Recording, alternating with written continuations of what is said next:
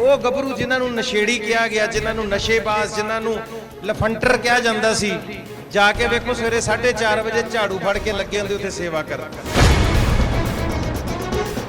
ਜਦੋਂ ਗੱਲ ਅਣਖਾਂ ਤੇ ਆ ਗਈ, ਜ਼ਮੀਰਾਂ ਤੇ ਆ ਗਈ, ਉਦੋਂ ਹੀ ਪੁੱਤ ਜਾ ਕੇ ਉੱਥੇ ਕੂੜੇ ਚੱਕਦੇ ਦੇਖ ਲਓ।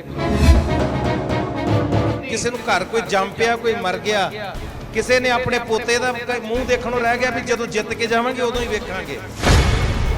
ਇਸ ਚਾਲੂ ਮੀਡੀਆ ਨੇ ਇਹ ਕਹਿਣਾ ਸ਼ੁਰੂ ਕਰਤਾ ਕਿ ਮਾਓਵਾਦੀ ਨੇ, ਇਹ ਖਾਲਿਸਤਾਨੀ ਨੇ, ਇਹ ਵੱਖਵਾਦੀ ਨੇ, ਇਹ ਕਮਿਊਨਿਸਟਾਂ ਦਾ ਟੋਲਾ ਹੈ। ਕਿਹੜਾ ਕਿਹੜਾ ਇਲਜ਼ਾਮ ਮੋਰਚੇ ਤੇ ਨਹੀਂ ਲੱਗਾ।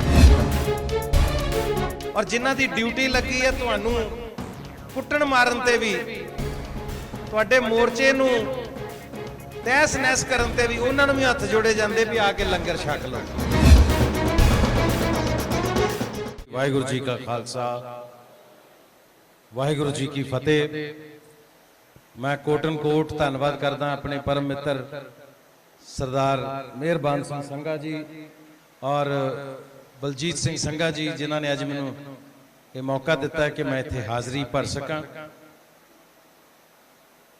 ਸਰਦਾਰ ਹਰਮੀਤ ਸਿੰਘ ਜੀ ਕਾਦੀਆਂ ਸਾਹਿਬ ਦੇ ਵਡਮੁੱਲੇ ਵਿਚਾਰ ਸੁਣੇ, ਸਰਦਾਰ ਜਸਵੀਰ ਸਿੰਘ ਲਿਟਾ ਜੀ ਨੂੰ ਸੁਣਿਆ, ਔਰ ਤੁਸੀਂ ਸਾਰੇ ਪਰਮ ਸਤਿਕਾਰਯੋਗ ਸਾਡੇ ਉਹ ਲੋਕ ਹੋ ਜਿਨ੍ਹਾਂ ਨੇ ਪੰਜਾਬ ਦੇ ਇਸ ਰੋਸ਼ਨ ਚਿਰਾਗ ਦੇ ਵਿੱਚ ਜਿਹੜਾ ਪੰਜਾਬ ਦੀ ਪਹਿਚਾਨ ਸੀ, ਲਟ ਲਟ ਬਲਦੇ ਦੀਵੇ ਨੂੰ ਜਦੋਂ ਇਹ ਕਿਹਾ ਜਾਣ ਲੱਗਾ ਸੀ ਕਿ ਬੁਝਣ ਵਾਲਾ ਹੈ, ਪੰਜਾਬ ਦਾ, ਪੰਜਾਬੀਅਤ ਦਾ ਦੀਵਾ ਜ਼ਿਆਦਾ ਦੇਰ ਜਗਦਾ ਨਹੀਂ ਰਹਿਣਾ, ਅੱਜ ਬੁਝਿਆ ਲਓ, ਕੱਲ ਬੁਝਿਆ ਲਓ, ਇਹਦਾ ਤੇਲ ਮੁੱਕਣ ਵਾਲਾ। ਤੁਸੀਂ ਤੇਲ ਨਹੀਂ, ਆਪਣਾ ਖੂਨ ਪਾ ਕੇ ਉਹ ਰੋਸ਼ਨ ਕੀਤਾ ਫਿਰ ਉਸ ਚਿਰਾਗ ਨੂੰ, ਔਰ ਇਹ ਸਦੀਆਂ ਤੱਕ ਇਹ ਚਿਰਾਗ ਇਸੇ ਤਰ੍ਹਾਂ ਰੋਸ਼ਨ ਰਹੇਗਾ। ਇੱਕ ਵਾਰੀ ਬਸ ਵਿੱਚੋਂ ਹੱਲਾਸ਼ੇਰੀ ਦੀ ਲੋੜ ਹੁੰਦੀ ਹੈ। ਸਮੇਂ ਆਉਂਦੇ ਨੇ ਜਦੋਂ ਕੌਮਾਂ ਲੱਗਦਾ ਸੌਂ ਗਈਆਂ ਨੇ, ਲੱਗਦਾ ਇਹ ਸਭ ਕੁਝ ਬੁਝ ਗਿਆ, ਲੱਗਦਾ ਸਭ ਕੁਝ ਮੁੱਕ ਗਿਆ, ਫਿਰ ਕੌਮ ਚੋਂ ਲੋਕ ਉੱਠਦੇ ਨੇ ਜਿਹੜੇ ਇਸ ਚਿਰਾਗ ਨੂੰ ਰੋਸ਼ਨ ਕਰਦੇ ਨੇ। ਤੁਸੀਂ ਕਰਮਾਂ ਵਾਲੇ ਹੋ, ਤੁਸੀਂ ਇਸ ਸਮੇਂ ਨੂੰ ਵਿਟਨੈਸ ਕੀਤਾ, ਤੁਸੀਂ ਗਵਾਹੀ ਭਰੀ ਹੈ ਇਸ ਸਮੇਂ ਦੀ ਕਿ ਜਦੋਂ ਇਹ ਦੌਰ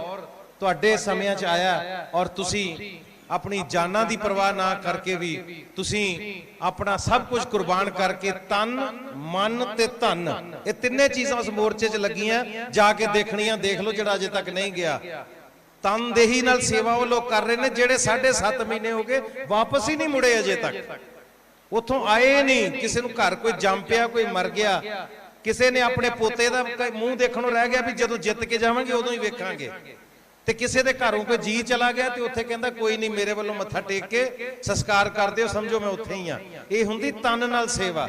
ਤੇ ਜੇ ਮਨ ਨਾਲ ਸੇਵਾ ਕਰਦੇ ਵੇਖਣੇ ਆ, ਉਹ ਗੱਭਰੂ ਜਿਨ੍ਹਾਂ ਨੂੰ ਨਸ਼ੇੜੀ ਕਿਹਾ ਗਿਆ, ਜਿਨ੍ਹਾਂ ਨੂੰ ਨਸ਼ੇਬਾਜ਼, ਜਿਨ੍ਹਾਂ ਨੂੰ ਲਫੰਟਰ ਕਿਹਾ ਜਾਂਦਾ ਸੀ, ਜਾ ਕੇ ਵੇਖੋ ਸਵੇਰੇ 4:30 ਵਜੇ ਝਾੜੂ ਫੜ ਕੇ ਲੱਗੇ ਹੁੰਦੇ ਉੱਥੇ ਸੇਵਾ ਕਰਨ। ਸਫਾਈਆਂ ਕਰਦੇ ਨੇ, ਲੋਕਾਂ ਦੇ ਜਾਗਣ ਤੋਂ ਪਹਿਲਾਂ ਸ਼ੀਸ਼ੇ ਨੂੰ ਚਮਕਾਏ ਹੁੰਦੇ ਮੋਰਚੇ ਉਹਨਾਂ ਨੇ, ਜਿਹੜੇ ਜਿਨ੍ਹਾਂ ਦੇ ਬਾਰੇ ਕਿਹਾ ਜਾਂਦਾ ਸੀ ਪਿਓ ਪਾਣੀ ਦਾ ਗਲਾਸ ਮੰਗੇ ਤੇ ਉੱਠ ਕੇ ਨਹੀਂ ਫੜਾਉਂਦੇ, ਮਾਂ ਕਹੇ ਕਿ ਆ ਸਿਲੰਡਰ ਚੱਕ ਕੇ ਇੱਥੋਂ ਉੱਥੇ ਰੱਖ ਦੇ, ਤੇ ਨਹੀਂ ਕਰਦੇ, ਵਾਕਈ ਨਹੀਂ ਸੀ ਕਰਦੇ, ਕਿਉਂਕਿ ਉਹ ਲਾਡ ਸੀ ਮਾਂ ਪਿਓ ਦੇ ਨਾਲ। ਉਹਨਾਂ ਦੀਆਂ ਮੁਹੱਬਤਾਂ ਇਦਾਂ ਦੀਆਂ ਕਿ ਕੋਈ ਨਹੀਂ, ਨਹੀਂ ਕੀਤਾ, ਨਹੀਂ ਕੀਤਾ। ਜਦੋਂ ਗੱਲ ਅਣਖਾਂ ਤੇ ਆ ਗਈ, ਜ਼ਮੀਰਾਂ ਤੇ ਆ ਗਈ, ਉਦੋਂ ਹੀ ਪੁੱਤ ਜਾ ਕੇ ਉੱਥੇ ਕੂੜੇ ਚੱਕਦੇ ਦੇਖ ਲਓ। ਕੂੜਿਆਂ ਦੇ ਢੇਰ ਹੱਥਾਂ ਦੇ ਨਾਲ ਚੱਕਦੇ ਵੇਖ ਲਓ। ਉਹ ਹੁੰਦੀ ਮਨ ਨਾਲ ਸੇਵਾ। ਕਹਿੰਦੇ ਸਤਿਗੁਰ ਕੀ ਸੇਵਾ ਸਫਲ ਹੈ ਜੇ ਕੋ ਕਰੇ ਚਿੱਤ ਲਾਏ। ਚਿੱਤ ਲਾ ਕੇ ਸੇਵਾ ਕਰਦੇ ਵੇਖਣੇ ਤੇ ਮੁੰਡੇ ਉੱਥੇ ਵੇਖ ਲਓ, ਤਨ, ਮਨ ਤੇ ਧਨ। ਧਨ ਦਾ ਕੋਈ ਉੱਥੇ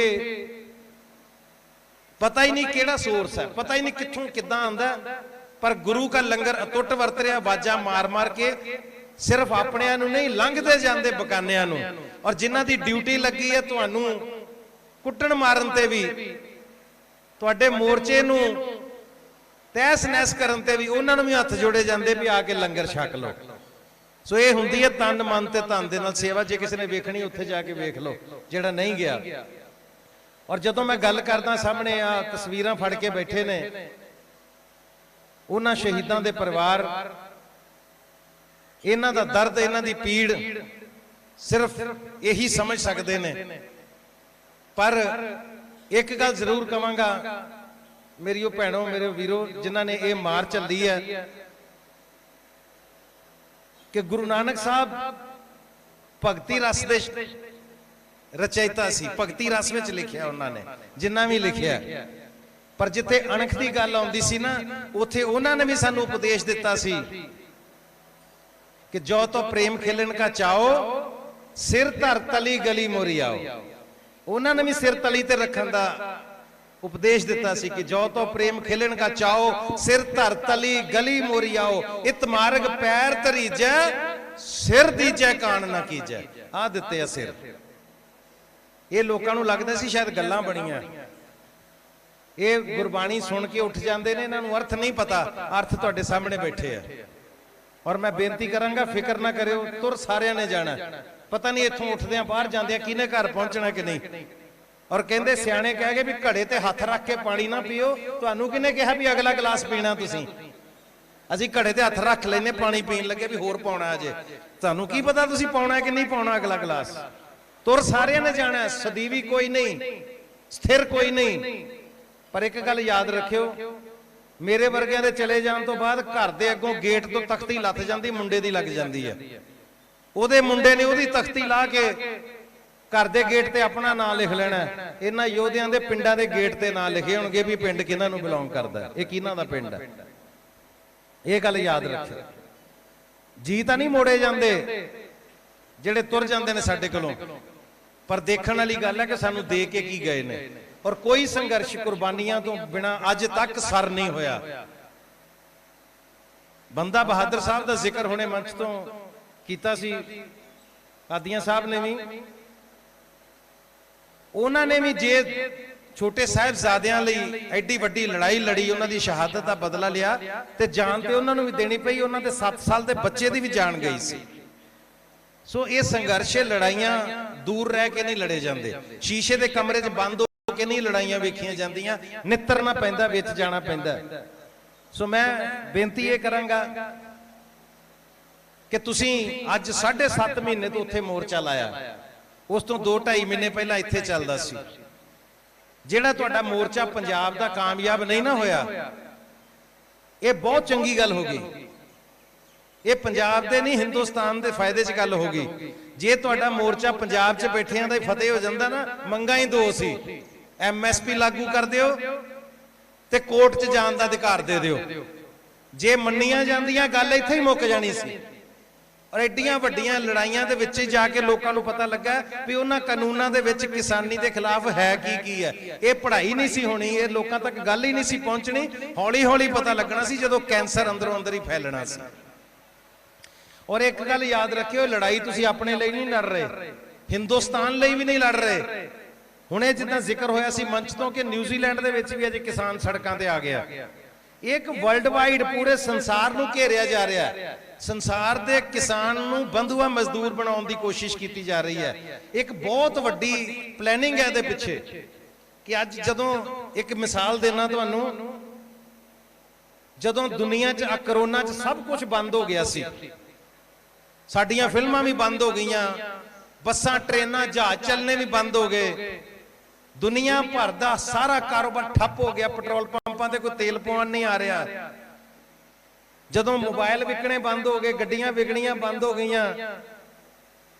जदों दुकानां ते टैलीविजन विकणे बंद हो गए, जदों दुकानां ते पूड़ियां छोले समोसे विकणे बंद हो गए सी, दुनिया च एक चीज सी जिहड़ी बंद नहीं सी हुई, वो सी अनाज।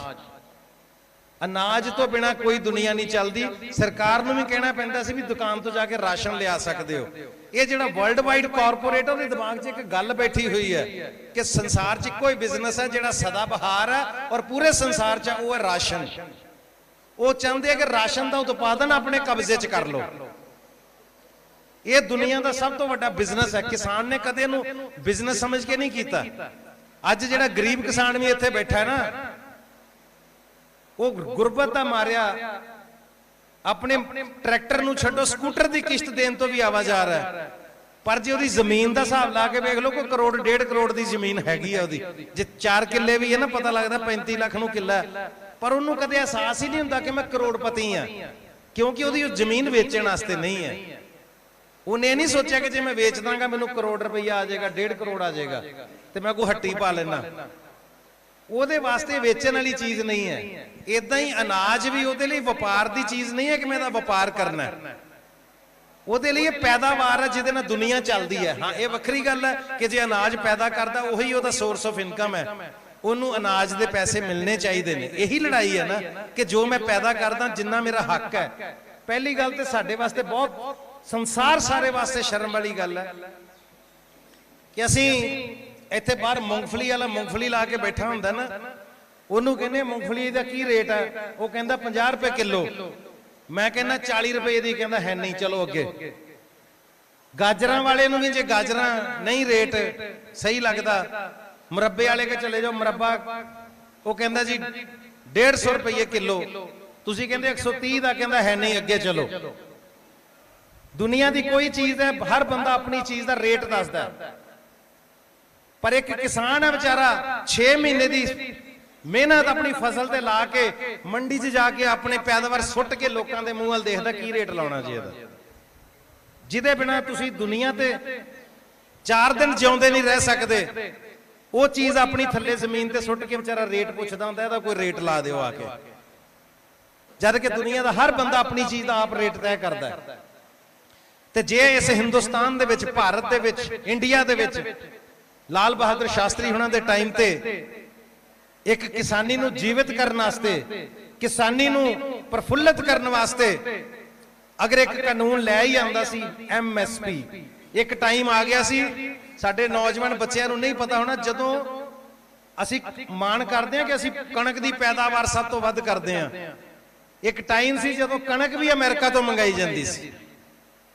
ਜਦੋਂ ਅਸੀਂ ਕਣਕ ਇੰਪੋਰਟ ਕਰਦੇ ਸੀ, ਉਧਰੋਂ ਆਉਂਦੀ ਸੀ ਤੇ ਲੋਕੀ ਰੋਟੀ ਖਾਂਦੇ ਸੀ, ਉਦੋਂ ਸ਼ਾਸਤਰੀ ਸਾਹਿਬ ਨੇ ਕਿਹਾ ਸੀ, ਹਰਿਆਣਾ ਪੰਜਾਬ ਚਲੋ ਇੱਕੋ ਹੀ ਗੱਲ ਸੀ, ਉਦੋਂ ਬੇਨਤੀ ਕੀਤੀ ਸੀ ਕਿ ਤੁਸੀਂ ਕਣਕ ਪੈਦਾ ਕਰਦੇ ਹੋ, ਜੋ ਕਹੋਗੇ ਮੈਂ ਦਿਆਂਗਾ। ਉਹਨਾਂ ਨੂੰ ਪਤਾ ਸੀ ਇਹ ਜ਼ਰਖੇਜ਼ ਧਰਤੀ ਹੈ, ਇਹ ਜਾਂਬਾਜ਼ ਲੋਕ ਨੇ, ਇਹ ਕਰਨਗੇ। ਉਦੋਂ ਹਰੀ ਕ੍ਰਾਂਤੀ ਦਾ ਜ਼ਿੰਮੇਵਾਰੀ ਜਿਹੜੀ ਉਹ ਪੰਜਾਬ ਨੇ ਲਈ ਸੀ। ਆ ਹਰੀਆਂ ਪੱਗਾਂ ਤੁਹਾਡੇ ਸਿਰਾਂ ਤੇ ਐਵੇਂ ਨਹੀਂ ਵੱਜੀਆਂ ਅੱਜ, ਉਸ ਹਰੀ ਕ੍ਰਾਂਤੀ ਦੀ ਨਿਸ਼ਾਨੀ ਹੈ। ਹਰੀ ਕ੍ਰਾਂਤੀ ਕਦੋਂ ਆਈ ਸੀ? ਜਦੋਂ ਕਿਸਾਨ ਨੂੰ ਕਿਹਾ ਗਿਆ ਸੀ ਕਿ ਤੂੰ ਦੁਨੀਆ ਦੀਆਂ ਬਾਕੀ ਸਾਰੇ ਕੰਮ ਛੱਡ ਦੇ, ਹੋਰ ਫਸਲਾਂ ਛੱਡ ਦੇ, ਕਣਕ ਉਗਾ, ਝੋਨਾ ਲਾ, ਹਰੀ ਕ੍ਰਾਂਤੀ ਲਿਆਓ ਪੰਜਾਬ ਦੇ ਵਿੱਚ। ਪੰਜਾਬ ਚ ਆਏਗੀ, ਪੂਰੇ ਹਿੰਦੁਸਤਾਨ ਚ ਆਏਗੀ।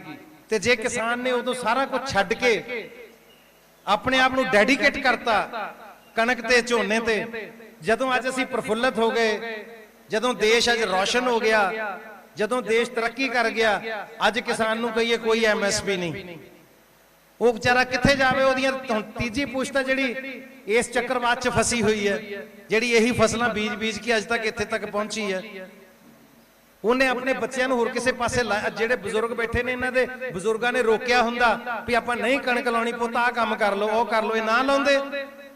ਇੱਕ ਦੇਸ਼ ਦੇ ਵਿੱਚ ਚਲਨ ਚਲਾਇਆ ਵਿਵਸਥਾ ਨੇ, ਸਰਕਾਰ ਨੇ, ਤੁਸੀਂ ਸਿਰਫ ਉਹਨਾਂ ਦਾ ਸਾਥ ਦਿੱਤਾ ਕਿ ਅਸੀਂ ਹਰੀ ਕ੍ਰਾਂਤੀ ਲਿਆਵਾਂਗੇ ਪੰਜਾਬ 'ਚ। ਅੱਜ ਉਹਦਾ ਆਹ ਸਿਲਾ ਹੈ ਕਿ ਤੁਹਾਡੀ MSP ਤੇ ਵੀ ਇਤਰਾਜ਼ ਕੀਤਾ ਜਾਵੇ। ਕਿਸਾਨ MSP ਕਿਉਂ ਮੰਗਦਾ? ਸੋਸ਼ਲ ਸਿਸਟਮ ਇੰਨਾ ਵਿਗੜ ਗਿਆ ਤੁਹਾਡਾ ਕਿ ਅੱਜ ਉਹ ਤੁਹਾਡੇ ਨਾਲ ਖੜਨ ਦੇ ਆਪਣੇ ਆਪ ਨੂੰ ਕਾਬਿਲ ਨਹੀਂ ਸਮਝਦਾ। ਸੋਸ਼ਲ ਸਿਸਟਮ ਦੇ ਵਿੱਚ ਮੀਡੀਆ ਵੀ ਆਉਂਦਾ, ਵੱਡੇ ਵੱਡੇ ਲੋਕ ਆਉਂਦੇ ਨੇ ਜਿਹੜੇ ਬੋਲਣ ਤੋਂ ਵੀ ਗੁਰੇਜ਼ ਕਰਦੇ ਨੇ। ਪਰ ਮੈਂ ਤੁਹਾਨੂੰ ਇੱਕ ਮੁਬਾਰਕਬਾਦ ਇਹ ਵੀ ਦੇਣਾ ਚਾਹੁੰਦਾ ਕਿ ਤੁਹਾਨੂੰ ਲੱਗਦਾ ਕਿ ਮੋਰਚਾ ਕਈ ਮਹੀਨਿਆਂ ਤੋਂ ਚੱਲ ਰਿਹਾ, ਅਜੇ ਜਿੱਤ ਹਾਸਲ ਨਹੀਂ ਹੋਈ, ਪਰ ਨਹੀਂ, ਆਖਰੀ ਜਿੱਤ ਹਾਸਲ ਨਹੀਂ ਹੋਈ, ਤੁਸੀਂ ਵਿੱਚ ਬਹੁਤ ਜਿੱਤਾਂ ਹਾਸਲ ਕਰ ਲਈਆਂ। ਪਹਿਲੀ ਜਿੱਤ ਤੁਸੀਂ ਹਾਸਲ ਕੀਤੀ ਸੀ ਜਿੱਦਣ ਕਿਹਾ ਜਾਂਦਾ ਸੀ ਕਿ ਇਹਨਾਂ ਨੂੰ ਹਰਿਆਣਾ ਨਹੀਂ ਟੱਪਣ ਦੇਣਾ, ਤੁਸੀਂ ਦਿੱਲੀ ਦੇ ਬਾਰਡਰ ਤੇ ਜਾ ਕੇ ਬਹਿ ਗਏ ਸੀ, ਉਹ ਪਹਿਲੀ ਜਿੱਤ ਸੀ ਤੁਹਾਡੀ। ਫਿਰ ਤੁਸੀਂ ਦੂਸਰੀ ਜਿੱਤ ਜਿੱਤੀ ਜਦੋਂ ਇਸ ਚਾਲੂ ਮੀਡੀਆ ਨੇ ਇਹ ਕਹਿਣਾ ਸ਼ੁਰੂ ਕਰਤਾ ਕਿ ਮਾਓਵਾਦੀ ਨੇ, ਇਹ ਖਾਲਿਸਤਾਨੀ ਨੇ, ਇਹ ਵੱਖਵਾਦੀ ਨੇ, ਇਹ ਕਮਿਊਨਿਸਟਾਂ ਦਾ ਟੋਲਾ ਹੈ। ਕਿਹੜਾ ਇਲਜ਼ਾਮ ਮੋਰਚੇ ਤੇ ਨਹੀਂ ਲੱਗਾ, ਤੁਸੀਂ ਉਹਦੇ ਵਿੱਚੋਂ ਪਾਰ ਨਿਕਲ ਕੇ ਪੂਰੇ ਦੇਸ਼ ਦਾ ਦਿਲ ਜਿੱਤਿਆ। ਪਰ ਇੱਥੇ ਹੀ ਨਹੀਂ, ਦੁਨੀਆ ਦੇ ਹਰ ਕੋਨੇ 'ਚ ਜੇ ਲੋਕਾਂ ਨੇ ਤੁਹਾਨੂੰ ਸਤਿਕਾਰ ਦਿੱਤਾ ਤਾਂ ਤੁਸੀਂ ਉਸ ਮੀਡੀਆ ਦੀ ਜੰਗ ਵੀ ਜਿੱਤੀ ਹੈ। ਉਹ ਨੈਰੇਟਿਵ ਨਹੀਂ ਸੈੱਟ ਕਰ ਸਕੇ। ਪਹਿਲੀ ਵਾਰੀ ਹੋਇਆ ਕਿ ਇੰਡੀਆ ਦੇ ਵਿੱਚ ਮੀਡੀਆ ਫੇਲ ਹੋਇਆ, ਵਰਨਾ ਮੀਡੀਆ ਨੇ ਜੋ ਨੈਰੇਟਿਵ ਸੈੱਟ ਕੀਤਾ ਉਹੀ ਸੈੱਟ ਹੋਇਆ ਇਸ ਦੇਸ਼ ਦੇ ਵਿੱਚ।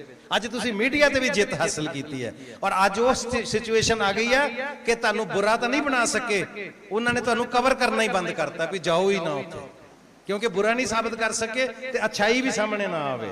ਉਹ ਵੀ ਤੁਹਾਡੀ ਜਿੱਤ ਹੈ। ਤੁਹਾਡੀ ਅਗਲੀ ਜਿੱਤ ਹੋਈ ਜਿਹੜਾ ਤੁਹਾਨੂੰ ਸੂਬਿਆਂ 'ਚ ਵੰਡਿਆ ਗਿਆ ਸੀ ਕਿ ਹਰਿਆਣਾ ਪੰਜਾਬ ਨੂੰ ਵੇਖ ਕੇ ਡੇਲੇ ਕੱਢਦਾ, ਅਸੀਂ ਪੰਜਾਬੀ ਜਿਹੜੇ ਆ ਹਰਿਆਣਵੀਆਂ ਨੂੰ ਵੇਖ ਕੇ ਮੱਚ ਜਾਂਦੇ ਆ, ਪੱਛਮੀ ਉੱਤਰ ਪ੍ਰਦੇਸ਼ ਵਾਲੇ ਸਾਡੇ ਤੋਂ ਚਿੜਦੇ ਨੇ, ਅਸੀਂ ਉਹਨਾਂ ਨੂੰ ਨਹੀਂ ਦੇਖ ਸਿਖਾਉਂਦੇ। ਇੱਕ ਨੈਰੇਟਿਵ ਸੈੱਟ ਕੀਤਾ ਸੀ।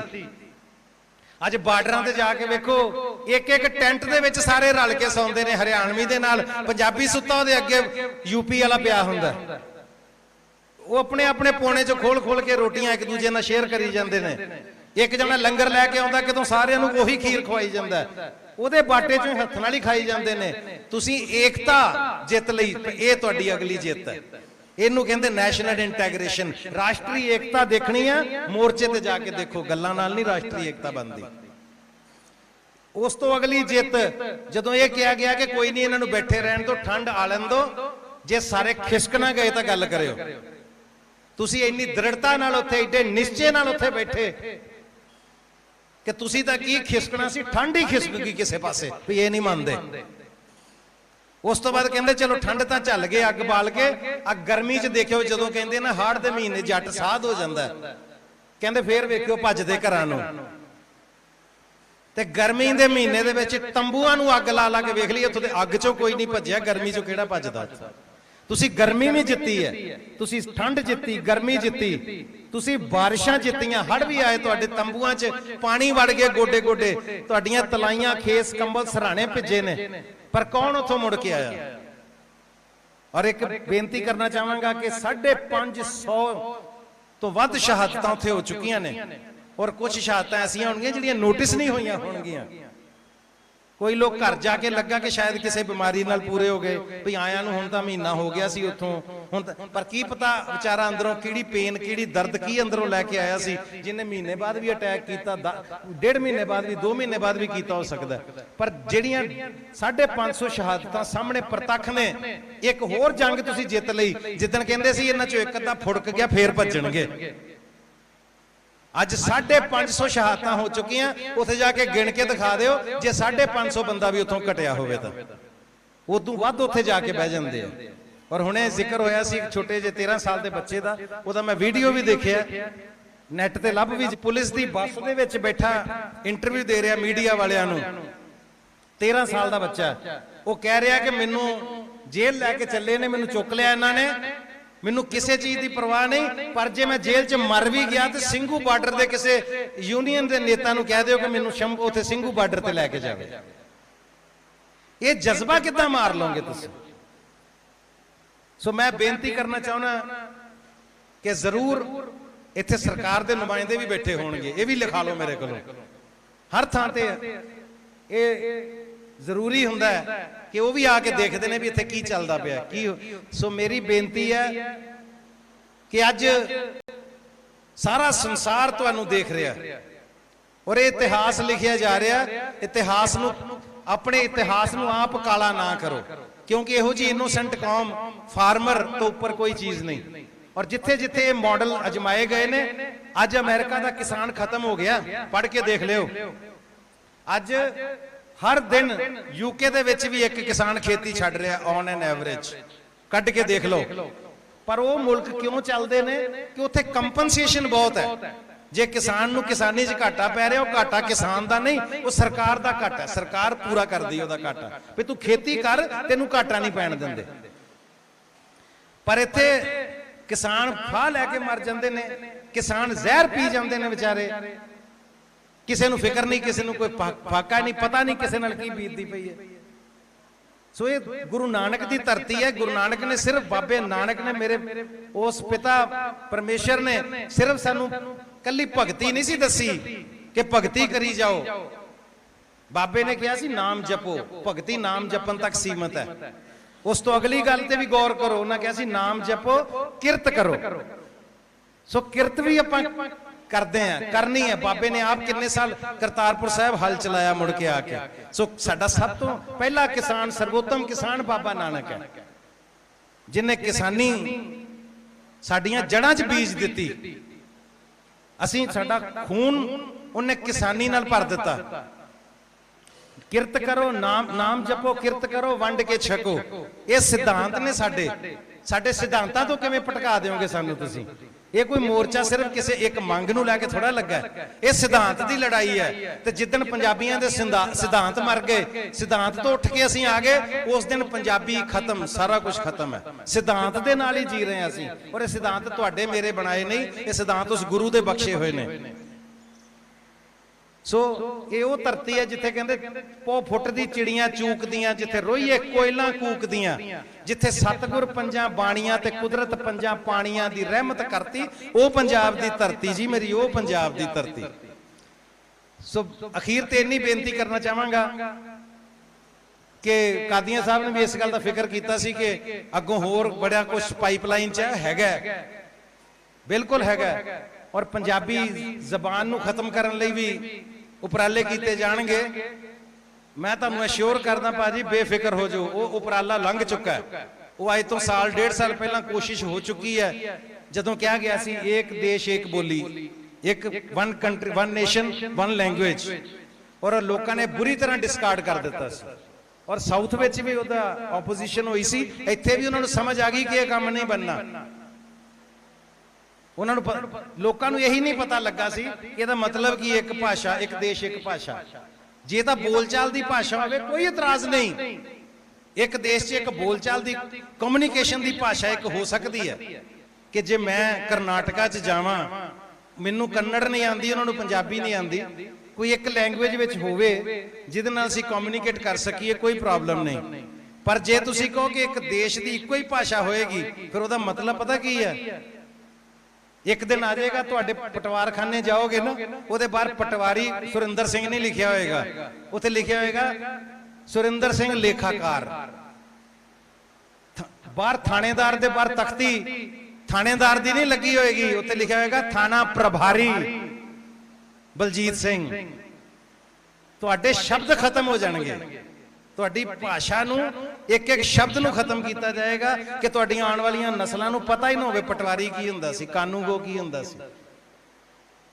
ਸੋ ਉਹ ਤਾਂ ਕਦੇ ਇਸ ਮੁਲਕ ਦੇ ਵਿੱਚ, ਕਿਉਂਕਿ ਯੂਨਿਟੀ ਇਨ ਡਾਈਵਰਸਿਟੀ ਹੈ, ਵਿਭਿੰਨਤਾ ਦੇ ਵਿੱਚ ਹੀ ਅਸੀਂ ਇੱਕ ਹਾਂ, ਅਨੇਕਤਾ ਦੇ ਵਿੱਚ ਏਕਤਾ ਹੈ। ਜਦ ਤੱਕ ਇਸ ਮੁਲਕ ਦੇ ਵਿੱਚ ਇਹ ਬਰਕਰਾਰ ਹੈ, ਉਹੀ ਇਸ ਮੁਲਕ ਦੀ ਖੂਬਸੂਰਤੀ ਹੈ। ਸੋ ਮੈਂ ਗਰਮੀ ਬਹੁਤ ਇਸ ਚੀਜ਼ ਨੂੰ ਸਮਝਦਾ, ਔਰ ਇੱਕ ਵਾਰੀ ਫੇਰ ਫਰਜ਼ ਟਰਸਟ ਵੱਲੋਂ ਆਰਗੇਨਾਈਜ਼ ਕੀਤੇ ਗਏ ਇਸ ਨਵੇਕਲੇ ਵਿਲੱਖਣ ਉਪਰਾਲੇ ਨੂੰ ਮੈਂ ਸਜਦਾ ਕਰਦਾ। ਔਰ ਸਰਦਾਰ ਜਸਮੇਲ ਸਿੰਘ ਹੁਣੀ ਬੈਠੇ ਨੇ, ਬਿੱਲਾ ਭਾਜੀ ਹੁਣੀ, ਉਹਨਾਂ ਨੇ ਬਹੁਤ ਸੋਹਣੀ ਜਗ੍ਹਾ ਪ੍ਰੋਵਾਈਡ ਕੀਤੀ ਹੈ ਕਿ ਹੋਰ ਕਿਤੇ ਹੋਣਾ ਸੀ ਫੰਕਸ਼ਨ, ਕਹਿੰਦੇ ਨਹੀਂ ਸਾਡੇ ਇੱਥੇ ਆ ਕੇ ਕਰੋ, ਮੈਂ ਕਰਦਾ ਸਾਰਾ ਅਰੇਂਜਮੈਂਟ। ਇਹ ਜਜ਼ਬੇ ਨੇ, ਇਹਨਾਂ ਨੂੰ ਕੌਣ ਰੋਕ ਸਕਦਾ?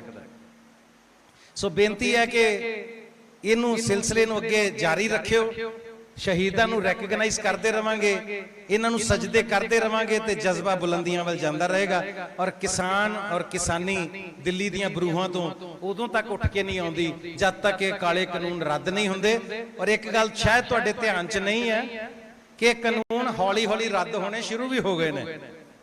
ਜਿਹੜਾ ਅਸੈਂਸ਼ੀਅਲ ਕਮੋਡਿਟੀ ਐਕਟ ਜਿਹਨੂੰ ਅਸੀਂ ਕਹਿੰਦੇ ਆ, ਜ਼ਰੂਰੀ ਵਸਤਾਂ ਦਾ ਐਕਟ, ਉਹਦੇ 'ਚ ਗੋਲਮੋਲ ਤਰੀਕੇ ਨਾਲ ਇੱਕ ਸੁਧਾਰ ਹੋ ਵੀ ਚੁੱਕਾ ਹੈ ਕਿ ਇਸ ਤੋਂ ਜ਼ਿਆਦਾ ਕੋਈ ਸਟੋਰੇਜ ਨਹੀਂ ਕਰ ਸਕਦਾ। ਜਦ ਕਿ ਕਾਨੂੰਨ ਕਹਿੰਦਾ ਸੀ ਕਿ ਭਾਵੇਂ ਪੂਰੇ ਦੇਸ਼ ਦੀ ਕਣਕ ਇੱਕੋ ਹੀ ਬੰਦਾ ਸਾਂਭ ਲਵੇ, ਪਰ ਹੁਣ ਅੰਦਰ ਖਾਤੇ ਇਹਨਾਂ ਨੇ ਇਹ ਚੀਜ਼ ਵਾਪਸ ਲੈ ਲਈ ਹੈ ਕਿ ਇੱਕ ਬੰਦਾ ਇਸ ਤੋਂ ਵੱਧ ਸਟੋਰੇਜ ਨਹੀਂ ਕਰ ਸਕਦਾ। ਪਰ ਉਹਨੂੰ ਦੱਸਿਆ ਨਹੀਂ ਗਿਆ, ਉਹਨੂੰ ਪ੍ਰਚਾਰਿਤ ਨਹੀਂ ਕੀਤਾ ਗਿਆ ਕਿ ਕੱਲ ਨੂੰ ਕਵਾਂਗੇ ਕਿ ਆਹ ਤਾਂ ਕਾਨੂੰਨ 'ਚ ਹੈ ਹੀ ਨਹੀਂ, ਅਸੀਂ ਕਦੋਂ ਕਹਿੰਦੇ ਆ। ਸੋ ਹੌਲੀ ਹੌਲੀ ਗੋਲਮੋਲ ਤਰੀਕੇ ਨਾਲ ਚੀਜ਼ਾਂ ਸੁਧਰਨ ਲੱਗ ਪਈਆਂ ਨੇ, ਔਰ ਤੁਸੀਂ ਜਿੱਤ ਕੇ ਉੱਥੋਂ ਮੁੜਨਾ। ਔਰ ਮੈਂ ਲਾਸਟ ਇੱਕੋ ਗੱਲ ਨਾਲ ਖਤਮ ਕਰਾਂਗਾ ਕਿ ਜਿੱਥੇ ਅਸੀਂ ਇਹਨਾਂ ਸ਼ਹੀਦਾਂ ਨੂੰ ਪ੍ਰਣਾਮ ਕਰਦੇ ਆਂ, ਸਜਦਾ ਕਰਦੇ ਆਂ, ਤੁਹਾਡੀ ਇਹ ਸ਼ਹਾਦਤ ਹਮੇਸ਼ਾ ਸਾਡੇ ਮਨਾਂ ਦੇ ਵਿੱਚ ਪਰਚਮ ਬਣ ਕੇ ਝੂਲਦੀ ਰਹੇਗੀ, ਬੁਲੰਦ ਰਹੇਗੀ ਸਾਡੀ ਸੋਚ ਦੇ ਵਿੱਚ।